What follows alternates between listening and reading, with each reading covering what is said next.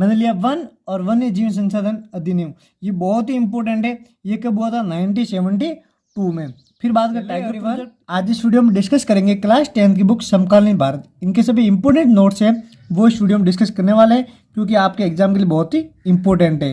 पूरे एनसीईआरटी का जो निचोड़ है वो इस वीडियो में बताने वाला हूँ। तो चलो वीडियो को स्टार्ट करते हैं। पहले मैंने 500 पार्ट लिए है राष्ट्रीय अर्थव्यवस्था की जीवन रेखा है, तो इनसे जितने इंपॉर्टेंट है वो मैं आपको बताऊंगा। तो पहले देखा राष्ट्रीय राजमार्ग संख्या 1 का नाम बहुत ही इंपॉर्टेंट है। इसका नाम है आपके शेरशाह सूरी नाम। क्या नाम है? शेरशाह सूरी। दूसरा आपको देखिए सड़क जाल में भारत की रैंक यानी भारत का स्थान। ये बात करता है 2021-22 की। तो 2021-22 में जो भारत की रैंक थी वो कौन सी थी? आपके दूसरी रैंक। ये आपको ध्यान रखना है। इसके बाद में आपको एक टॉपिक दे रखा है अलग से, स्वर्णमणि शतुर्भुज महामार्ग। ये क्या है? ये आपकी बहुत ही इंपॉर्टेंट है। तो पहले आपको इसमें ध्यान रखना है, भारत सरकार है दिल्ली, कोलकाता, चेन्नई, मुंबई, ये 4 आपको नाम याद रखना है।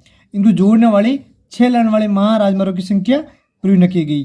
पहले आपको 4 राज्य नाम याद रखना, फिर आपको ये राजमार्ग परियोजना भारत के राष्ट्रीय राजमार्ग के प्राधिकरण के अधिकार क्षेत्र में है। तो किसके अधीन आता है? तो राष्ट्रीय राजमार्ग प्राधिकरण के अधिकार में। ओके, तो इसके बारे में 2 आपको पॉइंट ध्यान रखना है। इसके बाद में बात करते हैं छोटे छोटे आपके राजमार्ग की। तो देखा राष्ट्रीय राजमार्ग, इसका आपको ये ध्यान रखना, इसका निर्माण और रखरखाव कौन करती है? वो करती है आपके केंद्रीय लोक निर्माण विभाग। किसी से पूछेगा कि राष्ट्रीय राजमार्ग का निर्माण या रखरखाव कौन करती है, तो आप बताओगे केंद्रीय लोक निर्माण विभाग। इसी टाइप से राज्य राजमार्ग है, तो इसका जो करता है सार्वजनिक निर्माण विभाग। तो ये हो गया हमारे पास में दूसरा पॉइंट। तीसरा हो गया आपके कि जिला मार्ग, इसका कौन करता है? आपके इसका करता है आपको जिला परिषद। ये तीनों पॉइंट आपको क्लियर हो गए। अब बात करते हैं प्रधानमंत्री ग्राम सड़क योजना। ये कब स्टार्ट हुई थी? ये हुई थी सन 2000 में। कब हुई थी?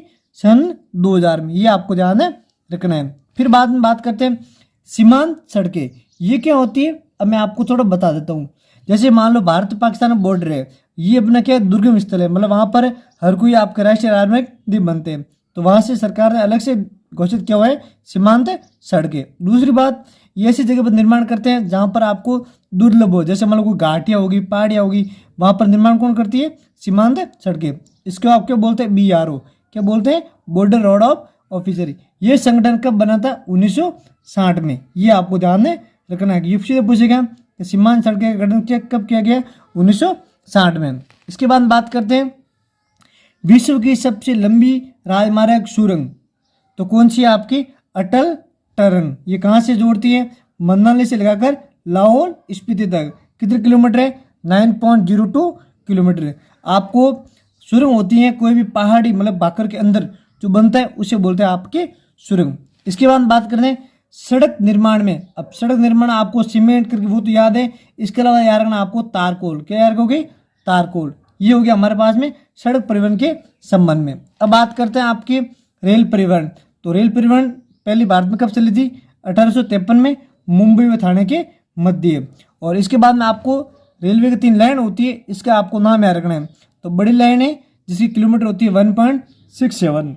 सेकंड होती है आपकी मीटर लाइन जिसकी होती है आपके 1 किलोमीटर। ये थोड़ा इंपॉर्टेंट है क्योंकि ऑप्शन सीधा पूछेगा मीटर लाइन की लंबाई कितनी होती है, तो आपको ध्यान रखना 1 किलोमीटर। और छोटी लाइन में आपके 2 कन्फ्यूजन है कि 0.67 भी है और आपके 0.67 और 76 दोनों भी है। तो ये आपके इंपॉर्टेंट नहीं है, ये थोड़ा इंपॉर्टेंट है।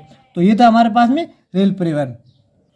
अब हमको देखा है जल परिवहन। जल परिवहन में आपके 4 मार्ग है, पर 4 में से आपके 3 बहुत ही इंपॉर्टेंट है।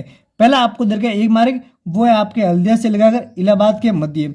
वो सीधा पूछेगा कि जल मार्ग 1 इसके मध्य स्थित है, तो आपको ये नाम याद रखना है। फिर इसी टाइप से जल मार्ग संख्या 2 वो है आपके सदिया से लगाकर धोबरी के मध्य। और कौन सी नदी पर है? ये आपके ब्रह्मपुत्र पे। फिर इधर का आपको जल मार्ग 3 वो है आपके कोटमपुरम से कोलम तक। ये किस राज्य में? केरल में। तो आपके ये जल मार्ग परिवहन। इसके बाद बात करें समुद्री तटीय रेखा की लंबाई। ये होता है जो समुद्र से तट जो लंबाई है ना वो कितनी है? 7516 किलोमीटर आपको याद रखना है। और इस पिछली बार क्वेश्चन आया हुआ है कि वायु परिवहन का राष्ट्रीयकरण कब किया गया? ये किया गया 1953 में। ये थोड़ा आपको ध्यान रखना है। इसके अलावा 2 पॉइंट मैंने यहाँ से लिया इस बुक से। संचार सेवा। अब संचार सेवा आपको खुद को पढ़ सकते हो, जैसे मान लो मोबाइल है, टेलीफोन है, न्यूज़पेपर है, बुक्स है, ये सब आपके संचार सेवा में आ जाएंगे। फिर बात करते हैं अंतर्राष्ट्रीय व्यापार क्या होते हैं। दो देशों के मध्य होने वाला व्यापार क्या व्यापार कहलाएगा, अंतर्राष्ट्रीय व्यापार। ये आपको दो टॉपिक है, बहुत ईजी है। इसके बाद मैंने टॉपिक लिया है कृषि के। कृषि के आपके 3 परिभाषाएं थोड़ी आपको पढ़ के जाना है। मैं पहले समझा देता हूँ। प्रारंभिक जीविका का जीविका कृषि क्या होती है, ये जो अपने पुराने समय में जो कृषि की जाती थी ना, जैसे मान लो कोई खेतों में हल जोतते थे अपने बैलों से, तो वो होती है आपके प्रारंभिक है। और गहन जीविका कृषि क्या होती है, ये वो होती है जैसे मान लो आपकी जनसंख्या 10,000 है, खेत आपके 10 बीघा ही है, तो हम क्या करेंगे उस स्थान पर अपने रासायनिक खादों का यूज करके अधिक कृषि पैदा करेंगे। जैसे मान लो गर्मी में भी करेंगे, सर्दियों में भी करेंगे और बारिश के टाइम भी करेंगे। तो मतलब जहाँ पर कम मतलब क्षेत्रफल होकर भी ज़्यादा आपको पैदावार करते हैं, वो होती है आपकी गहन जीविका कृषि। फिर बात करते हैं वाणिज्यिक कृषि। वाणिज्यिक कृषि क्या होती है, जो अपने खाने के काम नहीं आती है, सिर्फ हम व्यापार कर सकते हैं, जैसे जूट हो गया है, रोपड़ हो गया, इसको दूसरा नाम कहते हैं रोपड़ कृषि भी। तो ये आपको समझ में आ गया होगा। इसके अलावा बुक से आप अच्छी तरीके से पढ़ सकते हो। फिर देखे ऋतुओं के आधार पर, तो ये होती है खरीफ, रबी और जायद, तीनों इंपॉर्टेंट है। यहाँ सीधे पूछेगा खरीफ की फसल कौन कौन सी होती है, खरीफ फसल नाम बताओ, ऐसे आपको पूछ सकते हैं। इसके बाद बात करते हैं रेशेदार फसलें। तो रेशेदार फसलें आपका आएंगे कपास, जूट, सन या प्राकृत रेशम। ये हो गया हमारे पास कृषि टॉपिक। इसके बाद में मैंने लिया वन और वन्य जीव संसाधन अधिनियम। ये बहुत ही इंपॉर्टेंट है। ये कब हुआ था, 1972 में। फिर बात करें टाइगर प्रोजेक्ट, ये भी कब हुआ था, 1973 में। अब इसके अलावा ये 6 नाम है, इसको आपको अच्छी तरीके से पढ़ने हैं।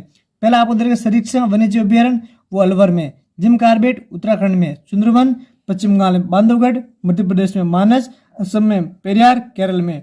और इसके अलावा मैं 2 टॉपिक लिए हैं, जैव विविधता के। इस टॉपिक से आपको अच्छी तरीके से रीड करने हैं। और इसके बाद वनों के प्रकार, ये 3 प्रकार के होते हैं, इसके आपको नाम याद करने हैं। Thank you everyone. और नेक्स्ट वीडियो में बात करूंगा मैं साइंस के टॉपिक की।